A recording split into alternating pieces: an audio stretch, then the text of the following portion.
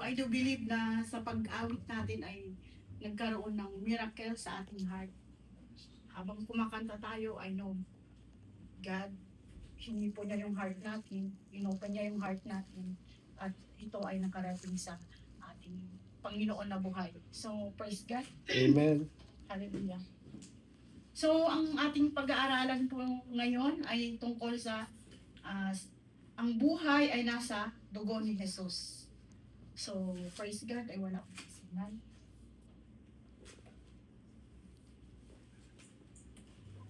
Hallelujah. So, palakpakan po natin ang ating Diyos.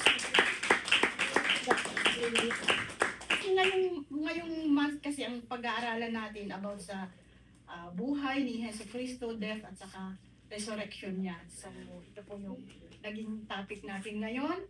Hallelujah. So, praise God kasi napakabuti ng Panginoon sa ating buhay.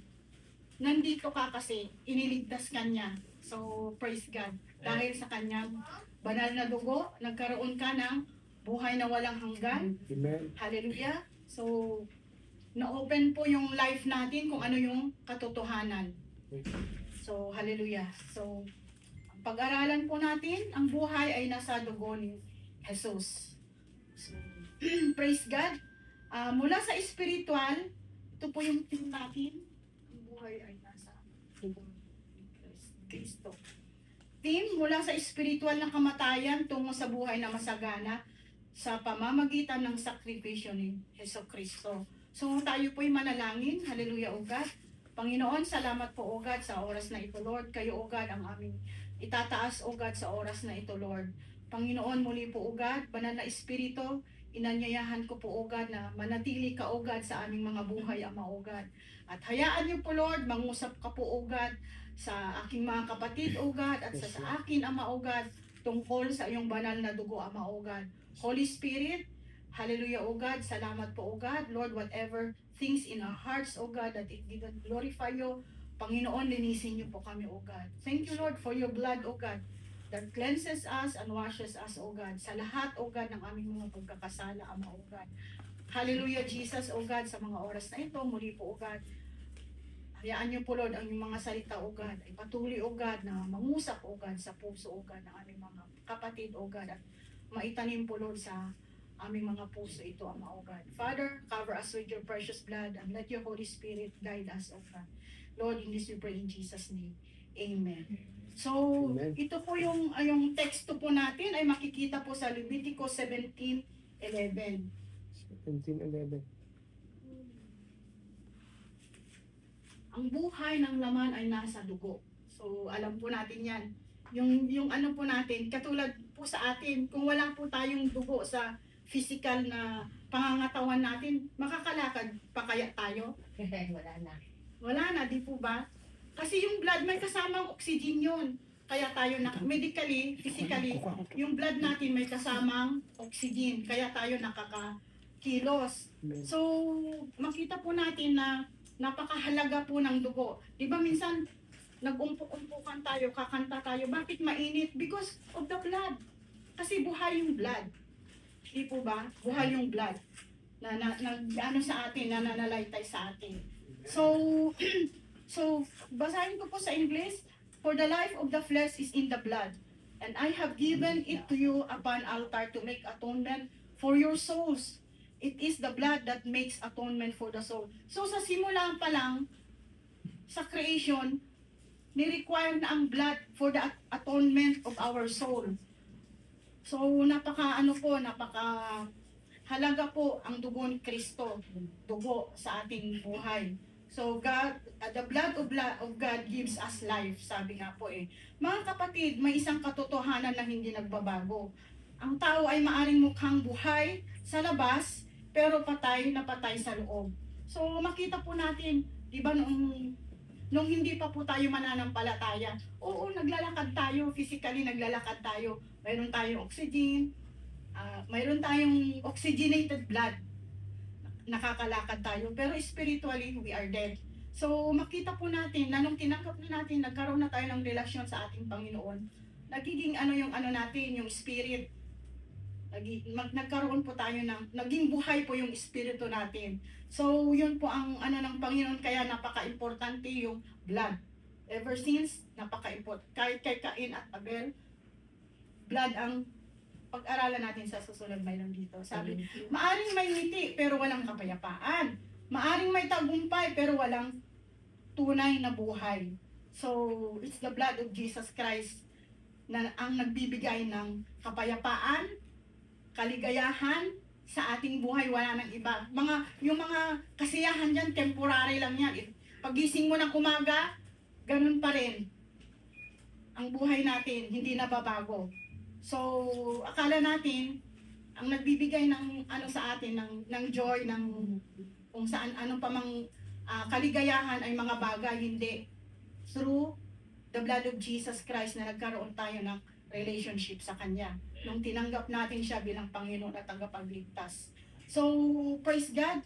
So, at ang tanong, saan ba talaga matatagpuan ang tunay na buhay? Ang sagot ng Biblia ay malinaw. Ang sagot ng Biblia ay malinaw na ang buhay ay nasa dugo. Life is in the blood. Malinaw sa Leviticus 17:11, sinabi na dito, sapagkat ang buhay ng laman ay nasa dugo. Pero minsan sabi natin, yung balot, iba minsan, nandoon yung dugo. Okay pa na kainin natin yung dugo ng balot? Kasi life is in the blood daw. Minsan ganun, nagtatanong tayo ng ganun. May mga ano na bawal, ganun. Kasi life is in the blood. So may mga ano na hindi nag-a-agree doon sa mga ano na yon. Pero wag nating hayaan na kung ano yung paniniwala niya na hindi pwede kumain ng dugo or ganito. Wag nating hayaan na ito yung magkakaroon ng diferensya sa atin.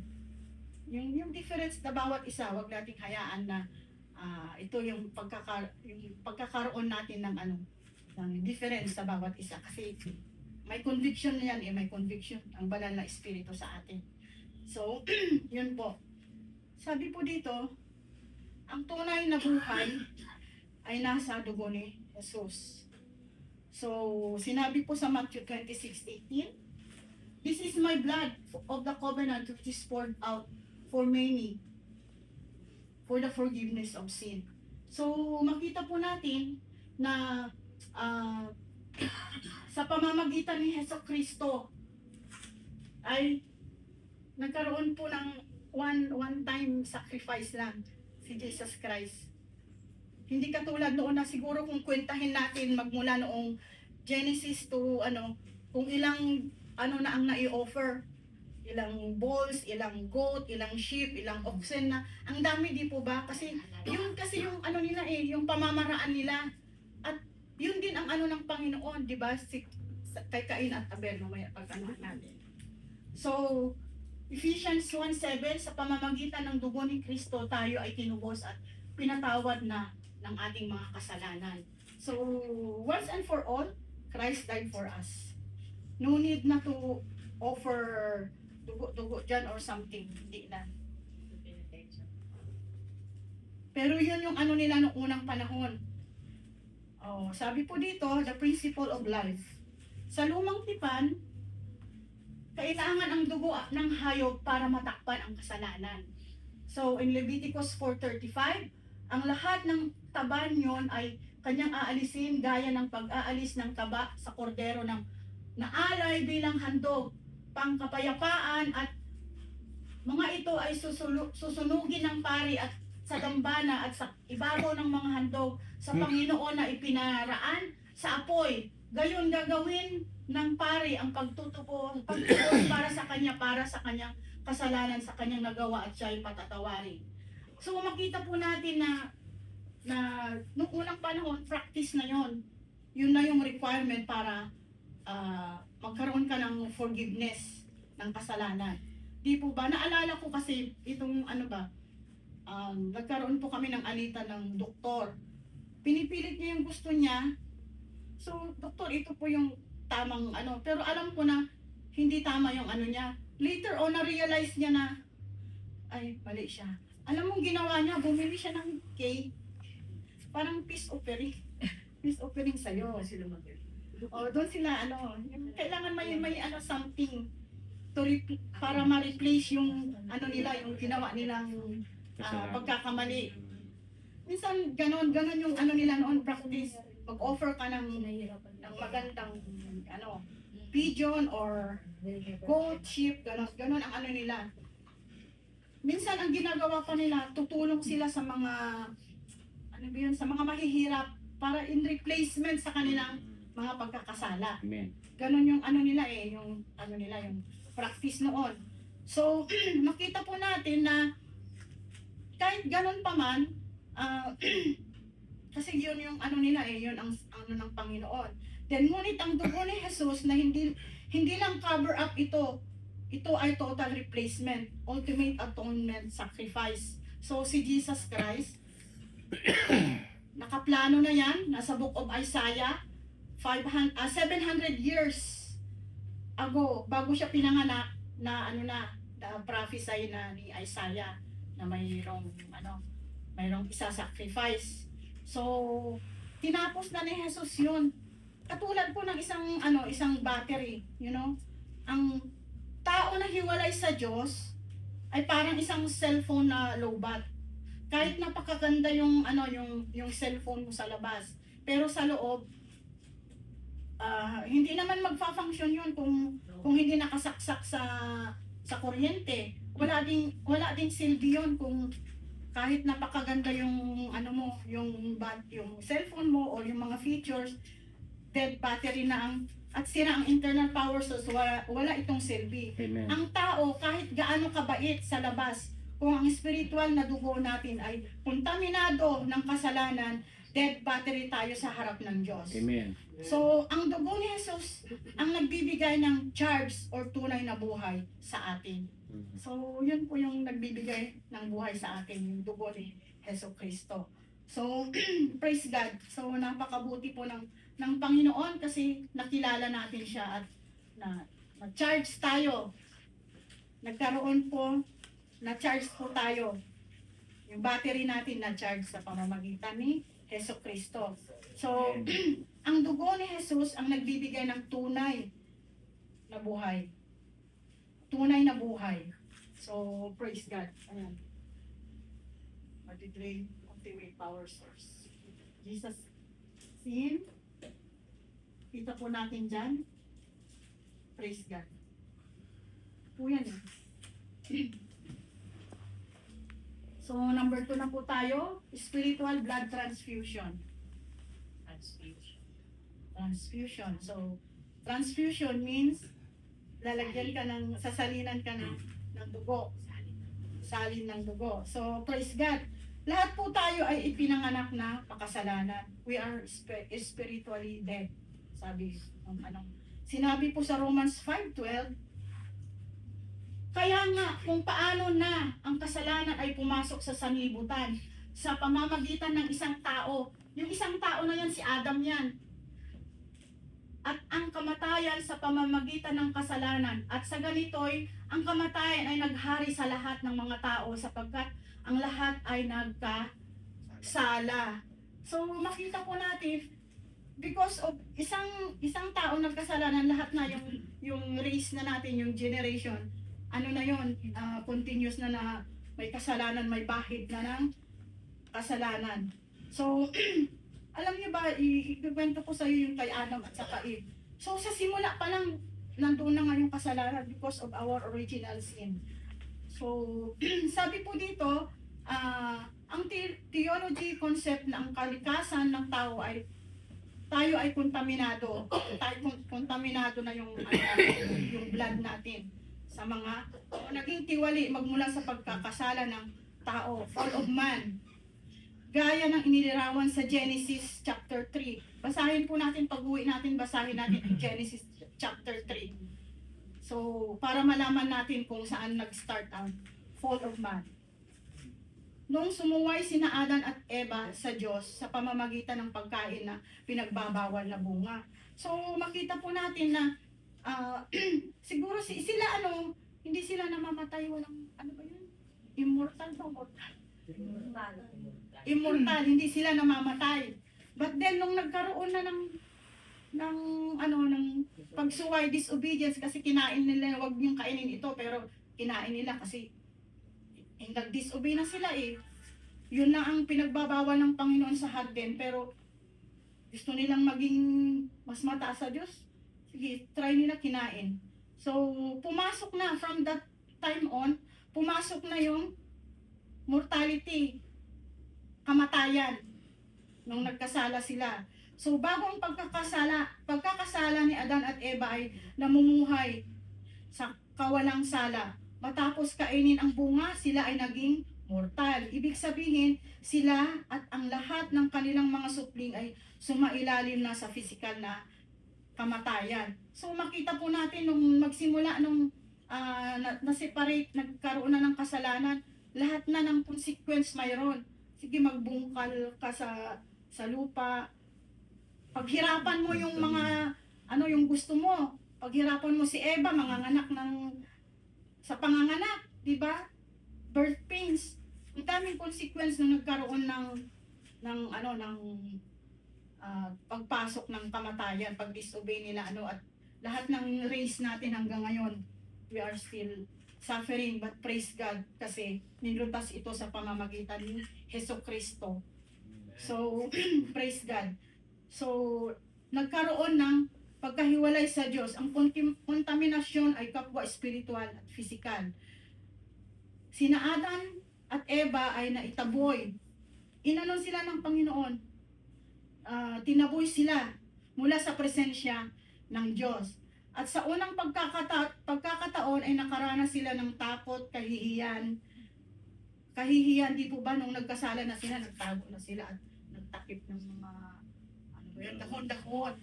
Takip ng mga dahon-dahon. Pero sabi ni God, alam ni God na nagtago sila. Uy, saan na kayo? Hinanap sila ni God. Tatago sila. Kasi nakita na nila yung nakedness nila. Bakit? Because nag-disobey sila Kaya lahat ng kasalanan may consequence. Amen. Lahat ng kasalanan may consequence. Either tumanggap ka sa Panginoon o hindi. May consequence yun. But then tayo, praise God. Tayo mga anak ng Diyos. Kung nagkasala man tayo, lumapit tayo sa Kanya. Papatawarin niya tayo at hahawakan niya tayo. Hindi niya hayaan na magkaroon pa tayo ng maraming consequence. Basta lumapit tayo sa Kanya, aanon niya yung consequence, ihuhod niya, kakayanin natin to. Basta ang natin, ang sin, lahat ng mga kasalanan mayroong consequence. Either born again ka or hindi, magkakaroon talaga kasi nasa flesh tayo. But then God is so merciful, hawakan ka pa rin niya sa kanyang kamay na hindi ka diretso doon sa kapahamakan. So yun po ang natin, yung punto natin na bilang isang mananampalataya. So minsan nagkasala na siya hanggang na doon na siya, nalulung na siya sa kasalanan, nahiya na akong bumalik. Nahiya na. O ganun yung ni Diablo. Ayoko nang bumalik. Nakikita niya na yung karumihan sa Amen. kanyang puso. Amen. Huwag ganun, bumalik ka. Bumalik tayo sa Panginoon. Kasi lahat tayo nagkakasala tayo. Kahit anong magkasala tayo. In this world, we will have tribulation also. Diba? May talaga tayo na magkasala. Magkaisip ka lang ng kasalanan na yun. Naiiba, kasalanan na yun. So, no one is exempted. So,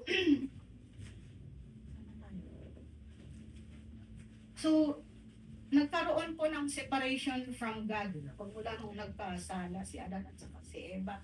So, ngayon, itong kasalanan na ito, generational na pasa-pasa na hanggang tayo. Lahat ng tao. But then, sabi dito, inilalarawan sa Biblia ang pangyayari ito bilang pagkawalang sala at pagpasok ng kasalanan, paghihirap at kamatayan. So lahat po nararanasan po natin ito sa biblical point of view. Lahat ng may kasalanan nagkakaroon ng even paghihirap.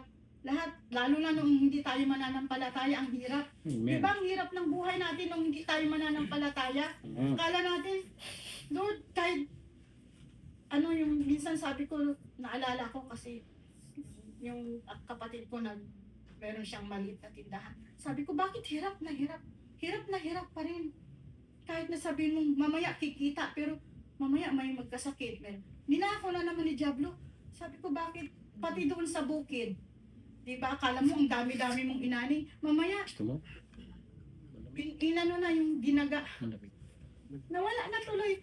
Hirap na hirap tayo. Sabihin natin, sa tingin ko mayroon ka, pero noong mayroon ka, kaya nang pagkatagal-tagal, sabi na bakit kinukurap pa rin ng enemy?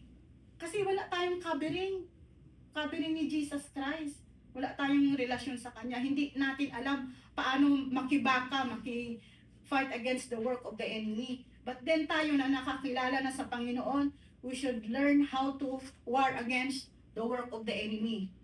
Kasi pag-aralan natin sa pamamagitan ng panalangin, pagbabasa ng Biblia, kaya natin to, we shall overcome. Kasi talagang dito sa mundo, gawa ng kaaway ang marami. Lahat ipapasok niya sa tainga, sa mata, sa isip, kung ano-ano na lang pinapasok sa ating buhay ng mga negative. Nais ng Panginoon na tayo ay mamuhay ng may katagumpayan. Kahit nandito tayo sa fallen world, gusto niya na tayo ay may katagumpayan. So, Amen. sa pamamagitan ni Jesucristo, kasi yun ang yun ang niya sa atin, ultimate plan niya sa atin na kung tanggapin mo siya ay magkaroon ka ng buhay na walang hanggan. Amen. So, yun ang ng Panginoon. Alala ko, sabi niya dito, kahit si Haring David nga, sinabi niya, surely I was sinful. Sa Psalms 51:5, I was sinful. Sabi niya, I was sinful at birth, sinful from the time of my mother conceived me. Biro mo, si David, iba din yung nanay niya eh. Si Bathsheba, di ba? So, kung titingnan natin, tayo, kahit napakarumi mo, but kung lumapit ka kay God, kaya kanyang linisin. So, sabi po dito sa Romans 3:23, sapagkat ang lahat ay nagkasala at hindi nakaabot sa kaluwalhatian ng Diyos. Lahat po tayo ay nagkasala at hindi nakarating sa kaluwalhatian ng Diyos. Kaya namanan natin ang kontaminadong dugo ni Adam. Puro pride, galit, selfishness, lahat ng mga mga negative na natin na namana natin sa kanya. So, imagine may ako illustration. Sabi po dito, imagine yung isang pasyente sa ER na aksidente, nawalan ng maraming dugo. So, mamamatay siya pag ang dugo natin sa buong katawan natin 4.5 liters to 5 ganun lang ang litro ng katawan natin bawat isa, 4.5 to 5 something. Parang kaunti lang, di ba? Pero pag titingnan mo, ang lalaki natin. Yun lang ang natin, ang amount ng dugo sa katawan natin. Yung iba, anemic. Oh. See? Anemic. Di ba? Yun lang yung blood natin. Kaya si Jesus Christ noong namatay, di naubos na yung dugo niya. Tubig na ang lumabas sa kanya kasi naubos na yung litro ng tubig. 8 litro ng tubig na nung naubos. Naubos na yung yung dugo. Tubig na ang lumabas sa kanya. Kasi ang tagal niya sa ilang araw ba siya doon. Naubos. Natuyo na, tubig na ang lumabas sa katawan niya. So, ganun din po sa atin. Sabi nga dito, kung hindi ka makatanggap ng dugo, donation. So, ganun din sa atin. Kung nasa ospital ka, hindi ka lalagyan ng walang mag-donate. Hindi ka mabubuhay. So, if ganito tayo, we are dying in our sins, pero si Jesus ang perfect donor. Siya ang perfect donor. Ay nagbigay ng kanyang dalisay na dugo sa cross nangyari ang divine transfusion. Sabi niya, kinuha niya ang ating kontaminadong dugo which stand for our sins at binigay niya sa atin ang kanyang royal blood. Royal blood yun blood of Jesus which stands for righteousness. So makita natin medically, tingnan mo ngayon paano ba maging kontaminado yung mga natin, yung may AIDS, di ba? Pag pasa mo dyan, ilipat mo doon sa ibang kontaminado na naman. Di ba napakahirap? Dahil kontaminado pa. Pero kung lumapit ka kay Jesus Christ, niya royal blood. So, we stand for righteousness. So, may royal blood ka. Praise God. Royal blood. So, bricks. Yeah. Royal blood. So, praise God. So, bricks lang yun. Yeah. So, napakahalaga po. Yung precious yung blood ni Kaya, Jesus kasi Christ. pala nakakapag-donate ako ng Praise God. So, doon na po tayo sa the blood that speaks. yung blood ko. Sabi po dito,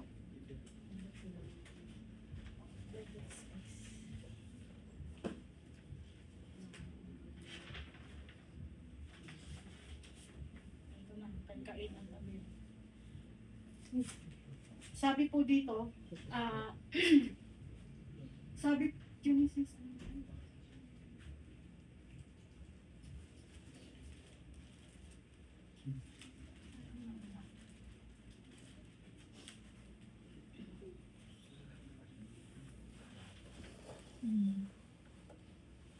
sabi po dito, noong matapos patayin ni Cain si Abel, sinabihan ni Cain, si Cain, ang Diyos sa Genesis 4:10, "What have you done?" replied the Lord.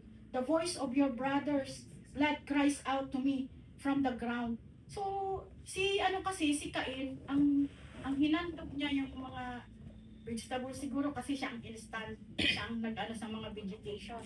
Pero si Abel, ang kinoffer niya yung the best na lamb. Kasi shepherd, shepherd po siya.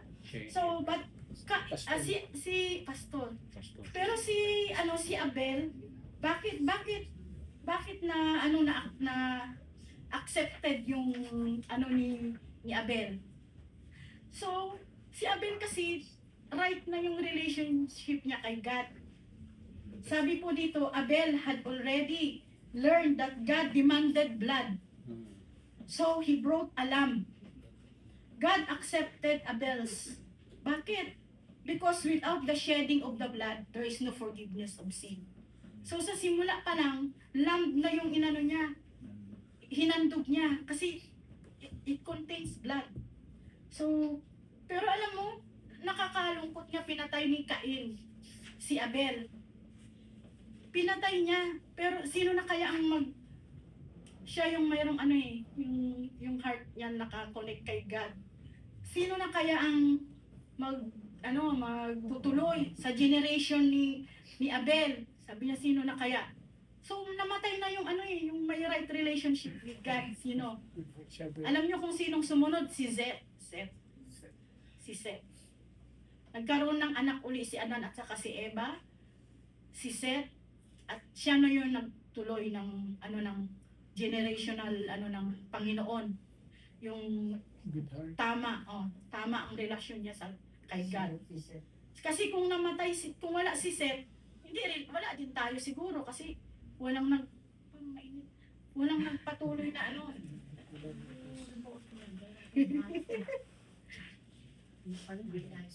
si Seth. Kaya tumuloy pa rin yung natin kay Seth. Basahin na lang natin na-challenge ko sa inyo, magbasa kayo. Napakaganda ang history. Kasi pag alam mo yung history, ma-appreciate mo kung ano tayo ngayon.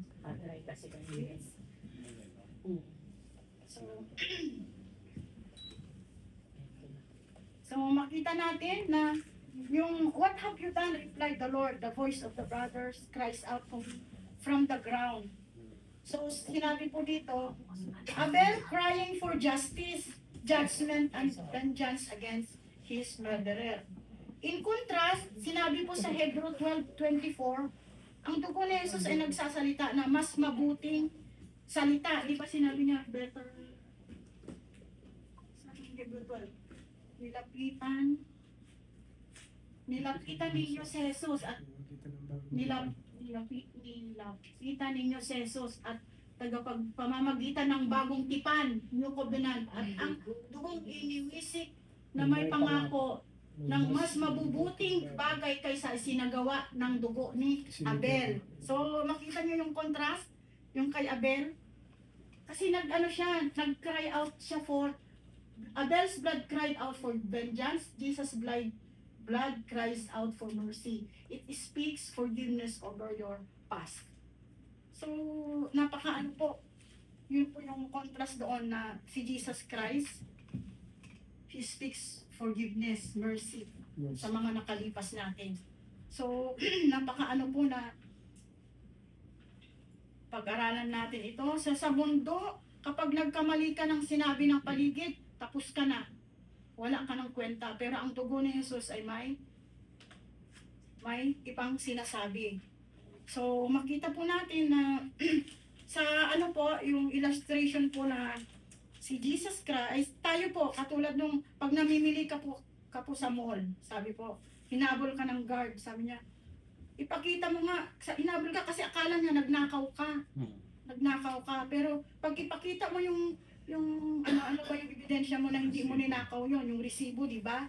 Ang resibo ang patunay na bayad na ang item. Ang dugo ni Jesus ang ating spiritual receipt. Kapag inakusahan ka ng kaaway si Satanas tungkol sa nakaraan mo, di ba yung mga nakaraan natin, si Diablo lagi niyang nire-remind yung mga lumang kasalanan, lumang pagkautang, lumang lahat-lahat, pagkatao mo. Kung ano dyan, masama ka pa rin, ganito, ganyan.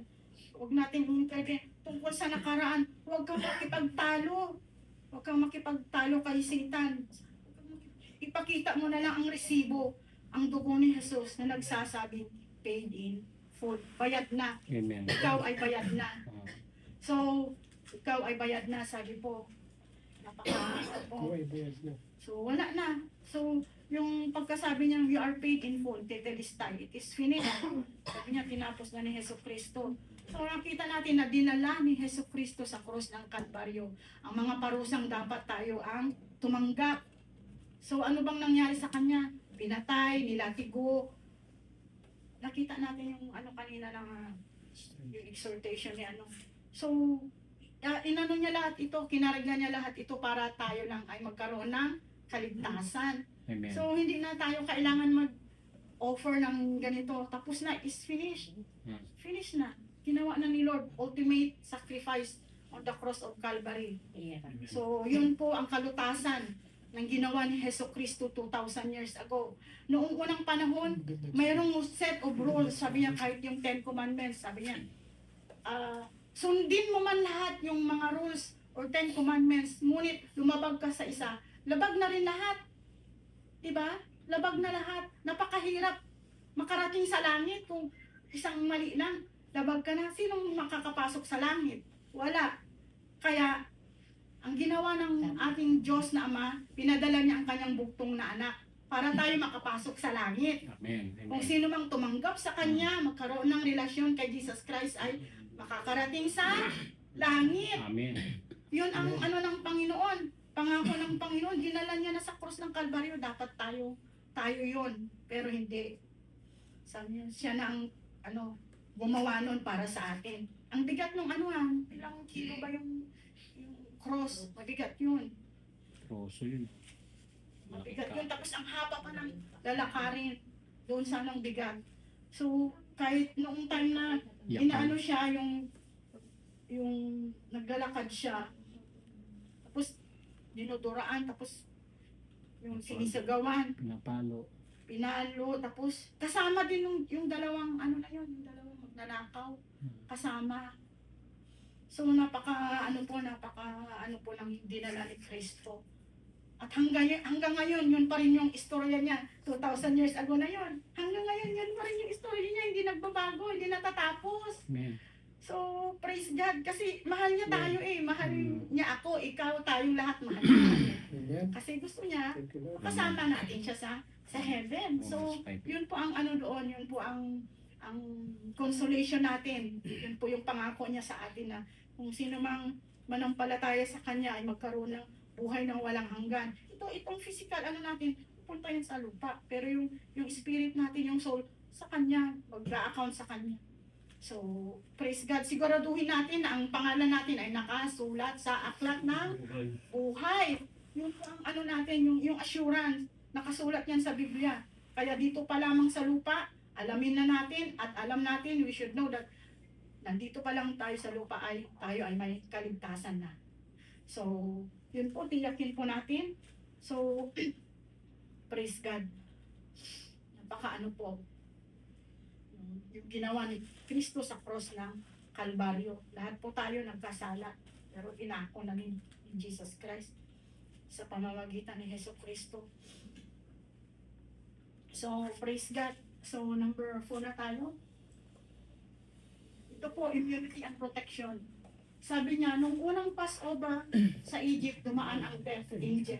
Pero nung pass over to sa mga bahay na may markang dugo. Kasi nung time na yun, di ba may plague sa Egypt. Ito pang 10 na to. Sabi ni God sa kanila, lagyan mo ng dugo. Dito, doorpost 2, tapos sa taas. Para pagdating ng salot, angel of death, kung sino man yung may dugo sa pintuan ay lalampasan ng ano yun, ng angel of death. So, either kung sino ka man nasa loob ng bahay, basta nakinig ka doon, Greek, Armenian, or somebody, Egyptian, or ano, basta mayroong dugo doon sa door ng ano, ligtas ka. So, ayun po, the blood that shall be assigned for you. When you see the blood that will pass over you, this day shall be for you a memorial day, and you shall keep it as feast of the Lord. You know, sa Egypt, no, pag sinicelebrate nila yung Passover feast, yearly sinicelebrate nila. Para maalala nila, nakasulat kasi din sa gawin nyo ito, mag-celebrate kasi bilang paalaala sa ginawa niya noong 2,000 years ago, 4,000 kasi time pa ni time pa ni yung sa Egypt. Oo, Paraon. So, yun po ang nila. Pero tayo, sineselebrate natin yung alam mo, anong contrast nun sa atin sa panahon ngayon, yung breaking of the bread. Ginagawa natin ang breaking of the bread para maalala natin yung ginawa niya sa cross ng Kalbaryo. Amen. Sa kanila, yung Passover feast. Sa atin, yung breaking of the bread. So, gagawin natin yun bilang paalala sa kanyang ginawa sa cross ng Kalbaryo. So, ngunit para sa atin, under the law, ito na nga, for Christ, our Passover lamb has been sacrificed. Tinapos na ni Hesus Kristo. So, ang dugo ni Hesus Kristo ang ating seal. Kapag nakakita ka ng kaaway, ang marka ng dugo ni Jesus sa buhay mo ay hindi siya pwedeng basta-basta pumasok. You are under the protection of the King. Naalala nyo, nung unang panahon, kahit pag nanonood kayo ng mga pelikula, di ba yung mga lugar ng mga mayayaman or sa kingdom, ang tataas ng mga wall. Lahat naka-wall. Pero akala nila hindi makapasok yung enemy. Ang entrance pa rin ng enemy doon sa gate, di ba? Ginagano nila. Winawagwag nila yung main gate hanggang mabuwag. So, let us tayo ask natin, yung wall, yung door na yun pa rin yung gate na para makapasok sila. So, similar din sa ating buhay na hindi man sila dadaan sa wall sa buhay natin, wall natin. Ngunit yung gate, wag nating hayaan yung diablo makapasok sa natin, sa gate natin, minsan sa heart. Ganon, let us apply. Amen. Invoke the blood of Jesus over our weakness. Kasi yun ang doon, yung pinakamahina Hindi doon sa wall, doon sa gate pa rin sa entrance. Amen. So, we have to ask the blood of Jesus, Lord. Kaano man yung weakness ko, proteksyonan mo ako. Let us apply the blood of Jesus kasi yung weakness natin, yun ang unang inaano ng diablo. Tinitira ng diablo. Kailangan natin ng protection. Through the blood of Jesus. Natin sa Panginoon kung ano mang mga weakness, kung anong mayroon tayong mga kahinaan. Through the blood of Jesus. So, it is by the grace of God na lahat po itong mga kahinaan natin, kaya natin i-overcome through the blood of Jesus Christ. Kasi pinagtagumpayan na niya 2,000 years ago. So, napakainam na pag-aralan natin ito kasi ito yung seal natin bilang anak niya. Minsan nga, ba may nakaupo ka dyan sa sabi mo, ay, maramdaman mo parang, ano ba yung dugo? Lukso ng dugo. Sabi niya, ay, parang kapatid to, kapatiran. So, nakaupo doon sa, maano mo, masense mo na kapatid to. Maramdaman. Maramdaman mo. Because yung Espiritu ng Panginoon, nag-i-speak din doon. Maramdaman mo. Maramdaman mo na siya ay kapatid mo sa Espiritu. Amen.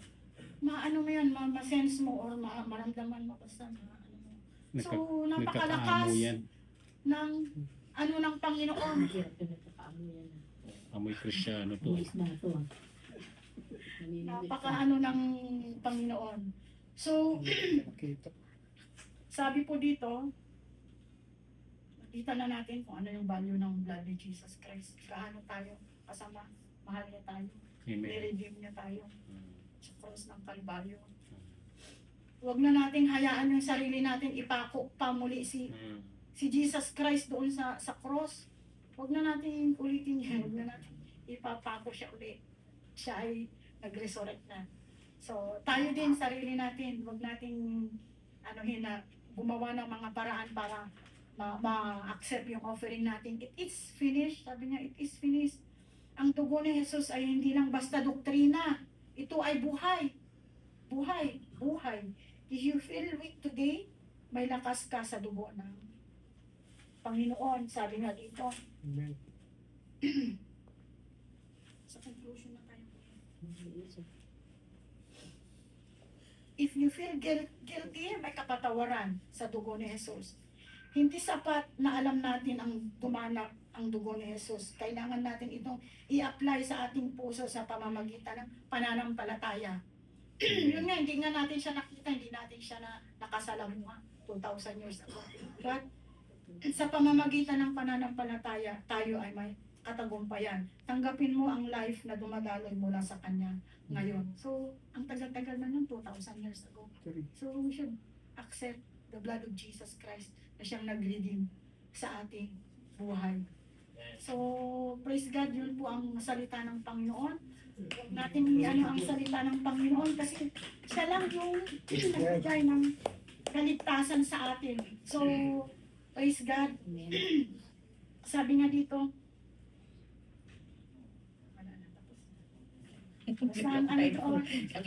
Sabi nga dito. Wala na sinabi. praise God. So, the blood of Jesus Christ will give us protection. It's finished done. Jesus. Palestine. Alam mo, kaya tayo gumagawa ng mabuti bilang pasasalamat na lang sa Kanyang ginawa sa atin sa krus ng Kalbaryo. Ano ba yung gagawin natin? Pasalamat tayo sa Kanya kasi nagkaroon tayo ng kaligtasan. Pagdating ng panahon, makakasama natin siya. Though hindi tayo perfect, but God is perfecting us. Amen. From glory to glory, babaguhin niya tayo. Ang maging tayo perfect, at tingin natin ang perfection pagdating niya.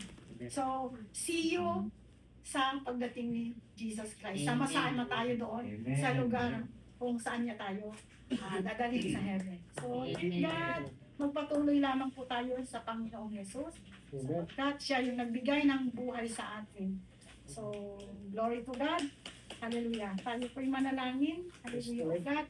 Panginoon, salamat po, O God, sa katagumpayan, O Lord, na iyong ginawa, O God, 2,000 years ago, O God. Truly, O God, Lord, salamat sa pagmamahal, Ama, O God. Hindi niyo po kami iniwan, Ama, O God. Hindi niyo po kami, O God, iniwan na mapunta sa impyerno, O God. Ngunit, O God, nagbigay po kayo, O God, ng solution, O God, na pagdating ng araw, O God, ay makakasama ka namin, O God, kung kayo, O God, ay ikaw, O God, ay aming tatanggapin, O God, at magkaroon ng relasyon sa aming buhay, Ama, O God. Father, we just thank you, Holy Spirit, O God. Ramdam po namin, O God, ang iyong pagkamatay sa cross ng Kalbaryo. Thank you, Banal na Espiritu, kasi nire-remind niyo po kami, O God, sa inyong ginawa, O God, 2,000 years ago, Ama, O God. Lord, buhay na buhay po, Lord, ang inyong kwento, Ama, O God. Lord, na hindi natatapos ang kwentong ito, Ama, O God. Lord, sa mga oras na ito, Lord, bigyan niyo po kami, O God, ng kalakasan, Ama, O God, ng wisdom and knowledge, Ama, O God, kung paano pa po, O God, i-share, O God, ang yung salita, Ama o God. Yes. Lord, hindi man po lahat mag-respond, lahat, Ama o God. Ngunit, Lord, enable us, O God, to share your gospel, gospel, Ama o God, sa mga nangangailangan, Ama o God. Sa lahat po, Lord, ng aming mga kasama, O God, sa mundong ito, Ama o God. Father, we just thank you, Holy Spirit, O God. Revive our hearts, O God. Enable us, Ama o God, na makilala ka namin, Ama o God, ng lubos-lubusan, Ama o God. Lord, sa mga oras na ito, Lord, kayo, O God, ang maitaas sa aming buhay. Lord, empower us, O God, with your Holy Spirit, O God. At Lord, palagi namin alalahanin, Ama o God, ang inyong ginawa, O God, sa cross ng Calvario, Ama o God, 2,000 years ago, Ama o God. Father, we thank you, O God. We glorify you, O God. This we pray in Jesus' name. Amen.